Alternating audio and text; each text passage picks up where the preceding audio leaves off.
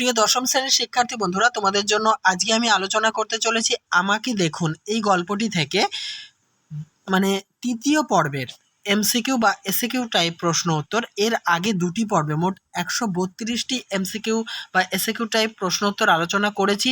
তোমরা যারা প্রতিনিয়ত আমার ক্লাসটি ফলো করো তারা জানো যে আমি কিন্তু একদম টেক্সট খুঁটিয়ে এমনভাবে প্রশ্ন উত্তরগুলি সলভ করি তোমরা 100% কমন পাবে। যে সমস্ত বন্ধুরা এসটি কিংবা মাদ্রাসা সার্ভিস কমিশনের জন্য প্রিপারেশন নিচ্ছ তাদের জন্য অত্যন্ত গুরুত্বপূর্ণ এই ক্লাসটি। চলো তৃতীয় পর্বের আলোচনাটি দেখে নিই। দেখো, দুটি পর্বে আমি মোট 132টি প্রশ্নোত্তর আলোচনা করেছি। আজকে তৃতীয় পর্ব, আজ 133 থেকে শুরু হয়েছে। চতুর্থ পর্বে আমি গল্পটি থেকে প্রশ্নোত্তরের ক্লাসটি সমাপ্ত করব। দেখো 133। জড়সড় হয়ে ছেঁড়া ফ্রকে হাঁটু ঢেকে পরোটা বেলে দিত। কখনো আমার কাঁদুনে ছোট বোনটাকে কোলে করে ঘুরে ঘুরে ঘুম পাড়াতো। কার কথা বলা হয়েছে? রামবাবুদের কোয়ার্টারের পাশের বাড়ির মেয়েটির কথা বলা হয়েছে। 134। মা আমাকে বলতো। রামবাবুর মা তাকে কি বলতো? পাশের বাড়ির সেই মেয়েটির সঙ্গে রামবাবুর বিয়ে দেবেন। 135। রামবাবু তার মায়ের কথা শুনে কি করতেন? সেই মেয়েটাকে ভালো করে দেখতেন। পরের প্রশ্ন। আহ, কি যে নেশা লেগে যেত! কি করুণ কৃষ খড়ি ওটা মুখখানা, আর কি তীরে সুন্দর! কার কথা বলা হয়েছে? রামবাবুদের পাশের বাড়ির মেয়েটির কথা বলা হয়েছে। নেক্সট, রামবাবু এইটুকু বলেই দীর্ঘশ্বাস ছাড়লেন। রামবাবু কোন কথা বলে দীর্ঘশ্বাস ছাড়লেন? দেখো কোটেশনে থাকবে উত্তরটি। যেন পৃথিবীতে বেশি দিন থাকবে বলে ও আসেনি, এই কথা বলে রামবাবু দীর্ঘশ্বাস ছাড়লেন। 138। তারপর কি হলো? সে কি মরে গেল? কে কাকে এই কথাটি বলেছেন? গল্পকথক রামবাবুকে এই কথাটি বলেছেন। নেক্সট, বড় হবার পর রামবাবুর কার সঙ্গে বিয়ে হয়? ছেলেবেলার সেই রেল কলোনির পাশের বাড়ির মেয়েটির সাথে বিয়ে হয়। 140। সে এখনও আমার বউ। রামবাবুর বউয়ের নাম কি? বেলি। পরের প্রশ্ন। তখন কিছুতেই বিশ্বাস হয় না যে সেই বেলি। রামবাবুর কখন বিশ্বাস হয় না যে ছেলেবেলার রেল কলোনির পাশের বাড়ির সেই বেলি নামক মেয়েটি তার স্ত্রী? বিয়ের পর বেলির ভীষণ মোটা হয়ে যাওয়া, বদমেজাজি স্বভাব, রামবাবুকে শাসনে রাখা, ফ্রিজ খোলা, গয়না সরানো, এসব কাজ দেখে রামবাবুর মনে হয় না যে ছেলেবেলার সেই রেল কলোনির মেয়েটি তার স্ত্রী বেলি। নেক্সট 142। ইয়া পেল্লাই মোটা হয়ে গেছে, কার কথা বলা হয়েছে? রামবাবুর স্ত্রী বেলির কথা বলা হয়েছে। 143। যার অসুখের সময় মা দুটো কমলালেবু দিয়ে এসেছিল বলে একগাল হেসেছিল। কার মা কাকে কমলালেবু দিয়ে এসেছিল? রামবাবুর মা বেলিকে কমলালেবু দিয়ে এসেছিল। 144। রামবাবু কার সঙ্গে ঝগড়া করে বাড়ি থেকে বেরিয়েছিলেন? স্ত্রী বেলির সঙ্গে। 145। সেই ভালোবাসা কোথায় উবে গেছে, এখন কাদের ভালোবাসার কথা বলা হয়েছে? রামবাবু এবং বেলির ভালোবাসার কথা বলা হয়েছে। 146। সেই পুরনো দিন, উনানের ধারে বসে থাকা, ছেঁড়া ফ্রকে হাঁটু ঢেকে ওর বসার ভঙ্গি মনে পড়ে গেল। কোথায় বসে রামবাবুর বেলির ছেলেবেলার কথা মনে পড়ে গিয়েছিল? পার্ক স্ট্রিটের একটি বড় রেস্তোরাঁয় বসে। 147। সে মুখ বড় মায়া মমতা ওর বসার দিন ভঙ্গিটুকু চেয়ে দেখছে। কার মুখের কথা বলা হয়েছে? রামবাবুর মায়ের মুখের কথা বলা হয়েছে। পরের প্রশ্ন 148। বাসায় ফিরে গিয়েই এখন ওর রাগ ভাঙাবো। কে কার রাগ ভাঙাতে চেয়েছে? রামবাবু তার স্ত্রী বেলির রাগ ভাঙাতে চেয়েছেন। 149। ও আমাকে চেনে। কে কথককে চেনে? 23 থেকে 24 বছরের যে ছেলেটি পেমেন্টের জন্য কাউন্টারে দাঁড়িয়ে থেকে পিতলের টোকেনটা টুকটুক করে অন্যমনস্কভাবে ঠুকছিল, সেই ছেলেটি কথককে চেনে। 150। কাউন্টারে পেমেন্টের জন্য দাঁড়িয়ে থাকা 23-24 বছরের ছেলেটির বাবার কোন ব্যবসা রয়েছে? পুরনো গাড়ি কেনাবেচার ব্যবসা রয়েছে। নেক্সট, ভুলটা ধরা পড়তে একটু সময় লাগবে ওর। ভুলটা ধরা পড়তে ছেলেটির সময় লাগবে কেন? কারণ ছেলেটি সত্যি সত্যি কখনোই কথককে দেখে না। পরের প্রশ্ন। কথক কখন দুপুরের খাবার খান? বেলা 2টোর সময়। তখন আমি ক্যাশ বন্ধ করে নিচে যাব টিফিন করতে। গল্পকার কখন টিফিন করতে নিচে যাবেন? 2টোর সময়।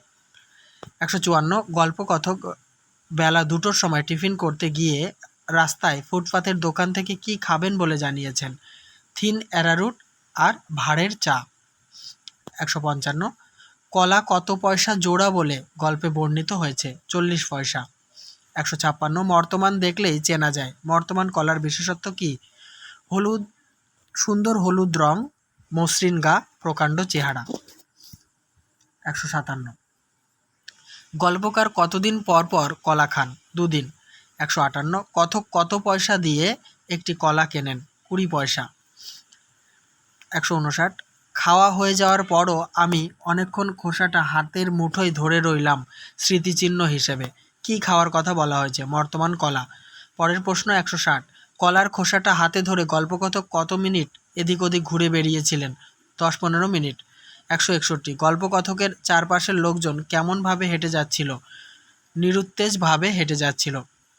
নেক্সট, নিরুত্তেজভাবে হেঁটে যাওয়া মানুষগুলির চোখ মুখ কেমন ছিল? নির্বিকার। নির্বিকার ছিল। নির্বিকার শব্দটির অর্থ কী? উদাসীন। 164 এরা কখনো যুদ্ধবিগ্রহ করেনি। দেশ বা জাতির জন্য প্রাণ দিতে হয়নি এদের। এমনকি খুব কঠিন কোনো কাজও এরা সমাধা করেনি সবাই মিলে। কাদের কথা বলা হয়েছে? গল্পকথকের পাশ দিয়ে উদাসীনভাবে হেঁটে যাওয়া মানুষগুলি সম্পর্কে কথাগুলি বলা হয়েছে। 165 যাত্রা মোড়ে আসছে আস্তে আস্তে অন্তর্ভাবনায় মগ্ন হয়ে হাঁটছে চলছে একে অন্যের সম্পর্কে নিষ্পৃহ থেকে। কাদের সম্পর্কে কথাগুলি বলা হয়েছে? নির্বিকার বা উদাসীন মানুষগুলি সম্পর্কে উক্তিটি করা হয়েছে। 166 এদের সময়ের জ্ঞান নেই। এরা কারা? উদাসীন মানুষ। 167 1969 বলতে এরা একটা সংখ্যা মাত্র বোঝে, 2000 বছরের ইতিহাস বোঝে না। এদের কাছে টেলিপ্যাথি কিংবা ক্রিক রো যেমন শব্দ, ভারতবর্ষ ঠিক তেমনি একটা শব্দ। কাদের সম্পর্কে উক্তিটি করা হয়েছে? উদাসীন বা নির্বিকার মানুষগুলো সম্পর্কে উক্তিটি করা হয়েছে। 168 এই যে না লম্বা না রোগা না ফর্সা একজন লোকটি হলেন অরিন্দম বসু। টেলিপ্যাথি কি? অতীন্দ্রিয় দূরানুভূতি বা যোগাযোগ মাধ্যম। 170 মাঝে মাঝে আমারও সন্দেহ হয়। মাঝে মাঝে কথকের কি সন্দেহ হয়? কথক সত্যিই আছেন কি না এটা সন্দেহ হয়। কথকের এই সন্দেহের কারণ কি? কারণ কথককে কেউ দেখেন না।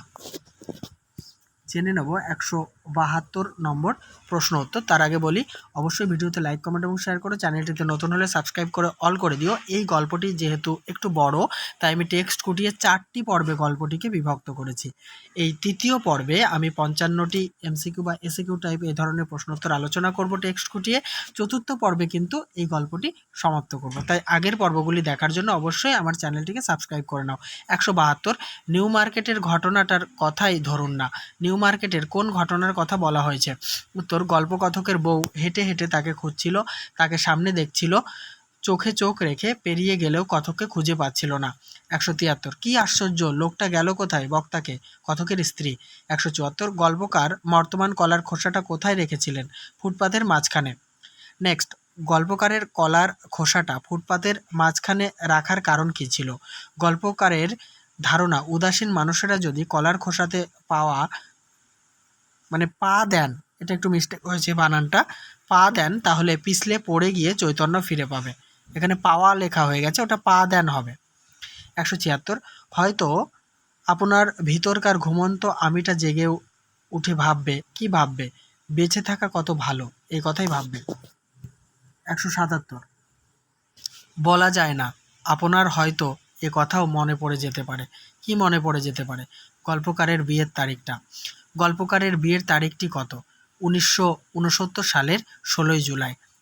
নেক্সট, যেটা আপনি একদম ভুলে গিয়েছিলেন। গল্পকার কি ভুলে গিয়েছিলেন? তার বিয়ের তারিখ। কোন তারিখে গল্পকারের 40 বছর পার হলো? 1969 সালের 16 জুলাই। ভাববেন না মশাই, ওসব ভাববেন না। কি না ভাবার কথা বলা হয়েছে? চাঁদের কথা আর 3 জন দুঃসাহসী মানুষের কথা না ভাবার কথা বলা হয়েছে। 182 কি কাজ আমাদের ওসব ভেবে? খামোখা মানুষ ওতে ভয়ঙ্কর উত্তেজিত হয়ে পড়ে আর তারপর ভীষণ অবসাদ আসে এক সময়ে।